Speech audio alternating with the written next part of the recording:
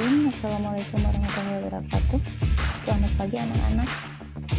Apa kabar semuanya? Semoga semuanya sehat-sehat. Amin ya. Baik, kita akan masuk kembali ke pelajaran IPA. Nah, bertemu lagi dengan Ibu di sini di pelajaran IPA.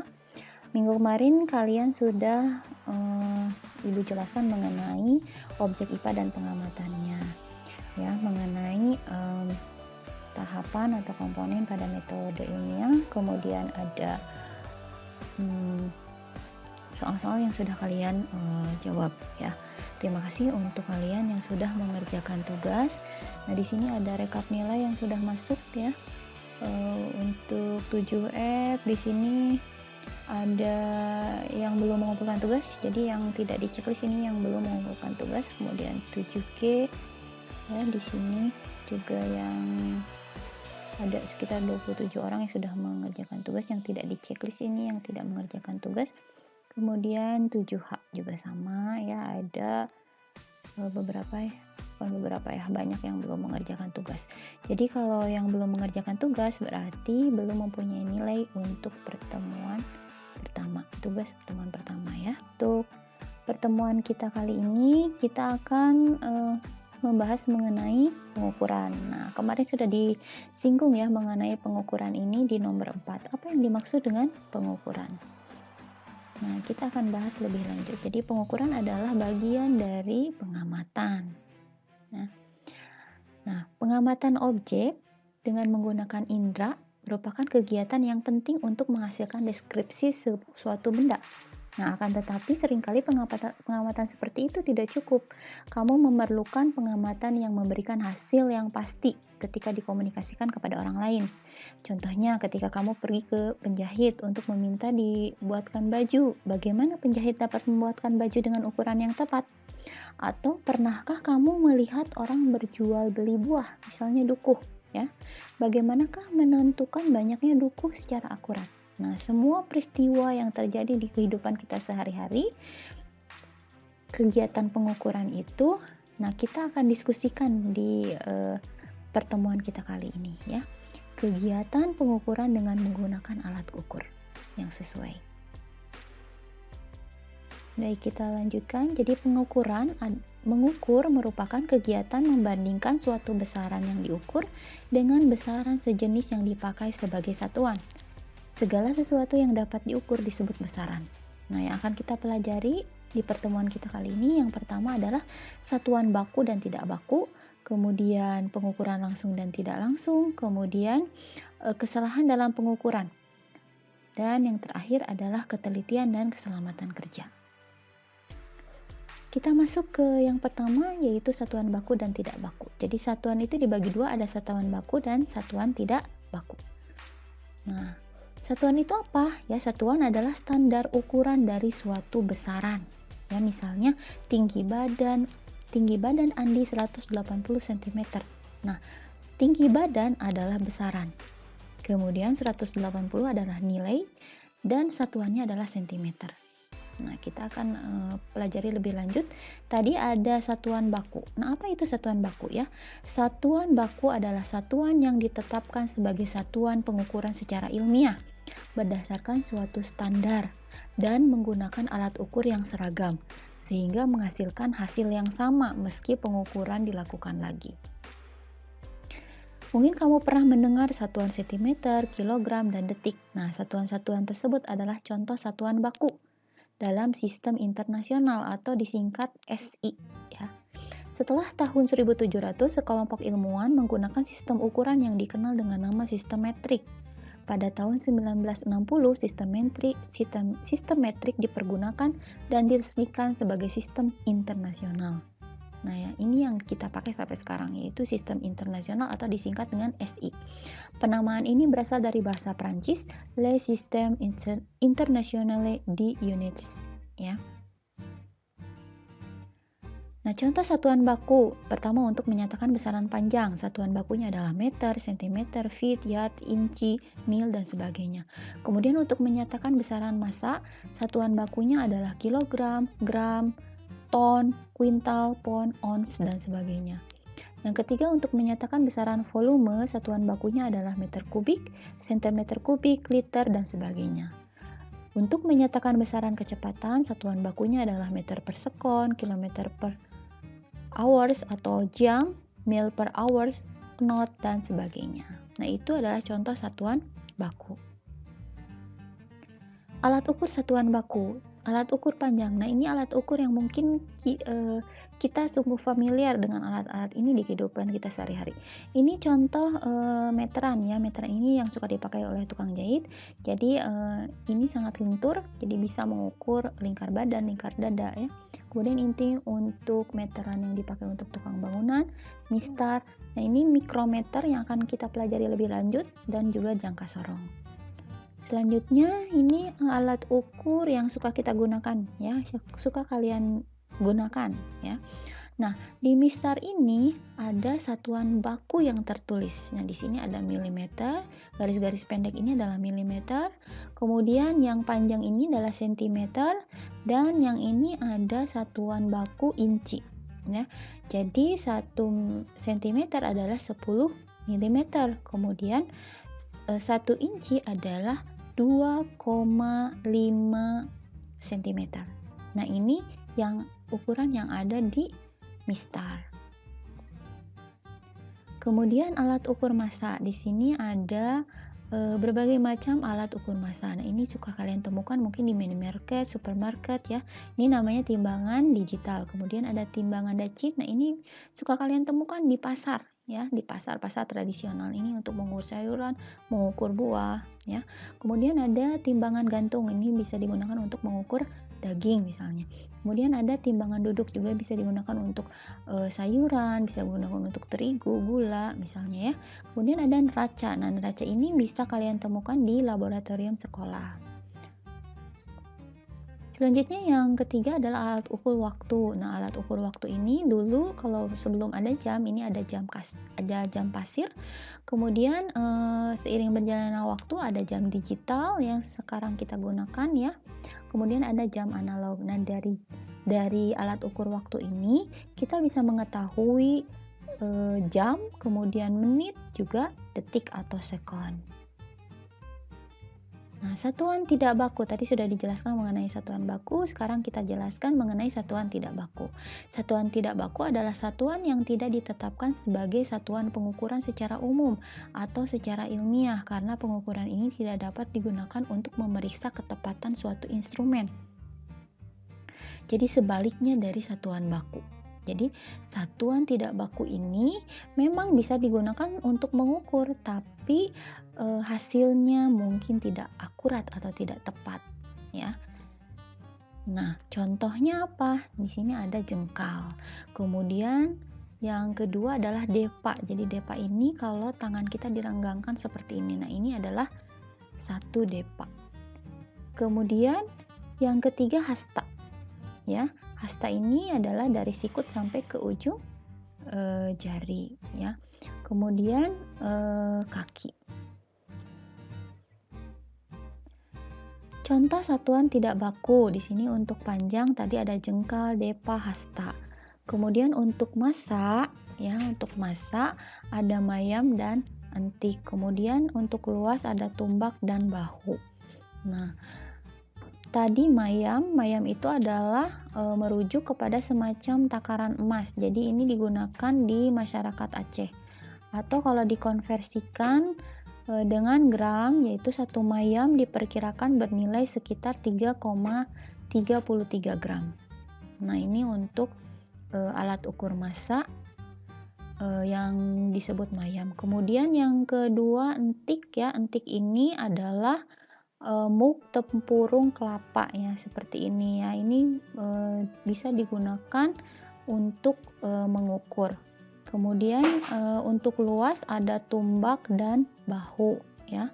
1 bahu adalah 500 ubin. Jadi 1 ubin itu sama dengan ru atau tumbak, setara dengan 14 meter persegi.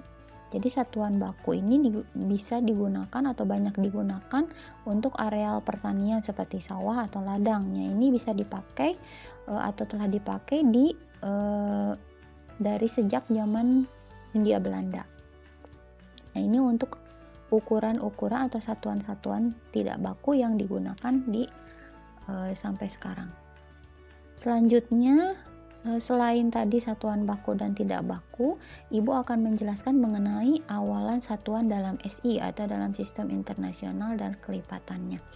Ini penting sekali karena dengan awalan satuan ini bisa menyederhanakan ya ketika dikomunikasikan, jadi lebih sederhana. Contoh ya, untuk awalan tera ya dengan simbol T. Nah, ini kelipatan dari 10 pangkat 12. Artinya bisa menyederhanakan penulisannya ya. Untuk penulisan itu kalau 10 pangkat 12 kalian bisa bayangkan ada 0 12 kali. Nah, dengan kelipatan pangkat 10 ini, 10 pangkat 12 ini kita bisa menyederhanakannya. Nah, 1 tera ini setara dengan uang 1 triliun. Ya, kemudian awalan giga. Nah, kalian mungkin sering mendengar giga ini ya, misalnya untuk kapasitas kuota ya, berapa giga. Nah, giga ini setara dengan kalau di uang itu setara dengan 1 miliar. Nah, dengan simbol G ya. Kelipatannya adalah 10 pangkat 9. Jadi 9 di sini artinya adalah nolnya ada 9 kali. Kemudian mega. Nah, mega ini setara dengan 1 juta atau 10 pangkat 6. 10 pangkat 6. Jadi ada 0 6 kali. Dan seterusnya. Kilo, hekto, deka, desi, senti, mili, mikro. Nah, untuk mili, mili ini dengan simbol M, ini 10 pangkat negatif 3. Ya, 10 pangkat negatif 3 atau sama juga dengan 1 per 1000. Atau kalau didesimalkan 0,001. Jadi disederhanakan dengan 10 pangkat negatif 3. Kemudian mikron atau disimbolkan seperti ini, yaitu 10 pangkat negatif 6 ya, atau sama juga dengan 1 per 1 juta ya, atau di belakang koma ada 6 angka 0,00006. Nah, untuk menyederhanakan itu cukup ditulis 10 pangkat negatif 6. Nano kebalikan dari giga, jadi nano ini adalah 10 pangkat negatif 9 atau 1 per 1 miliar ya. Jadi dengan awalan satuan dalam sistem internasional ini kita bisa menyederhanakan. Jadi lebih mudah digunakan, disusun berdasarkan kelipatan bilangan 10. Nah, penggunaan awalan di depan contohnya tadi ya, pembangkit listrik menghasilkan daya 500 megawatt ya. Itu setara dengan 500 juta watt. Jadi penulisan awalan ini menyederhanakan angka hasil pengukuran sehingga mudah dikomunikasikan ke pihak lain. Nah, pengukuran yang baik dan tepat memerlukan alat ukur yang sesuai, itu sudah pasti ya. Kemudian pengukuran langsung dan tidak langsung ya. Pengukuran langsung dan tidak langsung mencakup pengukuran langsung dan pengukuran tidak langsung. Untuk pengukuran langsung adalah pengukuran menggunakan alat ukur sehingga bisa diperoleh hasil pengukuran secara langsung. Contohnya, mengukur lingkar pohon dengan menggunakan meteran. Jadi langsung ya, langsung terlihat hasilnya. Kemudian pengukuran tidak langsung adalah pengukuran yang membutuhkan proses minimal 2 langkah untuk mengetahui hasil yang diukur. Contohnya, mengukur lingkar pohon. Tadi misalnya melilitkan tali atau tali rapia. Lalu tali rapianya itu diukur dengan penggaris. Jadi butuh 2 tahapan sehingga menghasilkan nilai yang akurat. Selanjutnya mengenai kesalahan dalam pengukuran ini penting karena kesalahan dalam pengukuran ini bisa menjadikan hasil yang tidak tepat atau tidak akurat. Mencakup kesalahan sistematis dan kesalahan acak. Kesalahan sistematis di sini ada kesalahan alat ukur.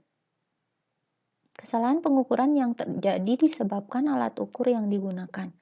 Contohnya kesalahan kalibrasi, kemudian penunjuk nilai 0 bergeser dari titik 0 yang sebenarnya. Kemudian misalnya pada pegas pada neraca pegas melemah sehingga menunjukkan angka oleh jarum menjadi tidak akurat. Yang kedua, kesalahan manusia. Nah, kesalahan manusia ini misalnya terjadi karena tidak mengetahui cara mengukur dengan benar. Contohnya kesalahan paralaks. Nah, kesalahan paralaks ini adalah kesalahan pembacaan skala analog. Contoh kesalahan paralaks bisa dilihat di gambar berikut ya di sini. Jadi, ini posisi yang benarnya. Contohnya untuk melihat ukuran dari suatu benda, posisi yang benar adalah posisi mata lurus ya, lurus ketika mengukur, tidak pada posisi menyamping seperti ini. Nah, ini adalah posisi-posisi yang salah. Nah, yang ketiga adalah kesalahan lingkungan. Nah, kesalahan lingkungan ini disebabkan perbedaan lingkungan secara waktu kalibrasi alat sehingga menyebabkan kesalahan. Nah, ini bisa disebabkan karena perbedaan suhu, tekanan, kelembaban udara, atau percepatan gravitasi. Kemudian kesalahan acak. Kesalahan acak adalah kesalahan yang terjadi karena kondisi lingkungan yang tidak menentu, sehingga mengganggu kerja alat ukur. Sebagai contoh, pada gerak Brown pada molekul udara, jadi fluktuasi naik turunnya tegangan listrik misalnya, dan derau atau noise elektronik yang bersifat acak dan sukar dikendalikan. Selanjutnya mengenai ketelitian dan keselamatan kerja. Ketelitian dan keselamatan kerja ini pun sangat penting ya kita perhatikan, karena ketelitian pengukuran di berbagai bidang berperan penting dalam menjamin keselamatan dan kesejahteraan manusia. Contohnya ketelitian, perhitungan, dan pengukuran seorang teknik sipil untuk mendirikan sebuah bangunan. Nah, ini contoh yang amat penting karena seorang teknik sipil itu harus memperhitungkan betul ya mengenai takaran-takaran dari bahan-bahan bangunan misalnya, kemudian ukuran-ukurannya pun harus tepat. Kemudian keselamatan kerja di laboratorium sekolah. Nah, ini ada ketentuannya. Ketentuan keselamatan kerja di laboratorium yang harus diperhatikan oleh siswa-siswa ketika masuk ke laboratorium sekolah. Nah, itu penjelasan dari Ibu mengenai pengukuran. Untuk kalian lebih memahami mengenai materi ini, kalian bisa mengulang-ulang kembali mengenai materi ini. Jadi video ini bisa kalian ulang-ulang. Selanjutnya untuk supaya tidak memberatkan handphone kalian bisa menghapusnya kalau sudah paham dan sudah mencatat hal-hal yang penting. Ya, kalian bisa menghapusnya. Kemudian kalian bisa mengerjakan tugas berikut ya. Jadi ada tugas untuk pertemuan kedua, nanti kalian bisa japri ke nomor Ibu. Di sini tugasnya adalah membandingkan satuan baku dan satuan tidak baku dalam kehidupan sehari-hari. Tugasnya sangat mudah. Jadi hanya mengukur satu benda di rumahmu. Ya, misalnya mau mengukur meja silahkan, jendela silahkan. Tapi kalian bisa berkelompok ya. Kalian bisa kalau punya kelompok berarti kalian bisa bekerja dengan kelompok, atau kalaupun tidak kalian bisa meminta tolong orang-orang yang di rumah ya. Jadi harus ada minimal 3 orang yang mengukur dengan satuan baku mistar. Misalnya si A mengukur dengan mistar, bendanya sama ya, misalnya meja, si A mengukur meja dengan mistar, si B mengukur meja dengan mistar, si C mengukur meja dengan mistar.